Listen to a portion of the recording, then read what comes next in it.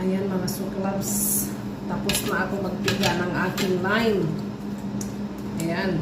Ang dami kong juice na nagawa. Ayan. See? Nilagay ko siya dyan sa kaldero kasi sinala ko siya. Ang dami ring balat. Yan. Magagawa ko na naman siyang sangkap. Ibibilad ko na naman siya sa araw. Ayan. Kaya nakakapagod ang ating araw ngayon mga suklabs.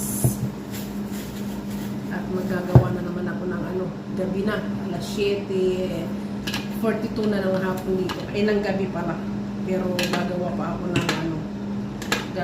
ako ng isang tawag dito? Gagawa pa ako ng grapes leaves. Magbabalot kasi may big event sila sa Saturday ng gabi. Kaya nagre-ready na po ako. Ganito po ako kahagard dito araw-araw. Tapos yung kasama ko, hagard din. Linis dito, linis doon. Ako naman, ito, linis, luto, kung ano-ano lang. Diyos ko, umiikot lang ang mundo namin sa umiikot lang ang mundo namin sa trabaho.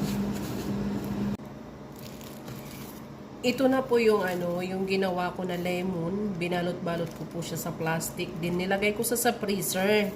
Pag nilagay ko po siya sa freezer, hindi ko siya pwedeng pagdikit-dikitin para po maging frozen siya. Ngayon po, dahil frozen na, ilalagay ko na siya dito sa aking basket. Yan.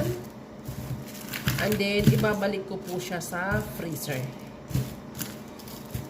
Yan na po, para may stock po ako kapag gagawa ko ng mga lemon juice. Yan, ilagay ko lang siya sa aking freezer. Yan, dyan ka lang hanggang sa maubos ka dyan.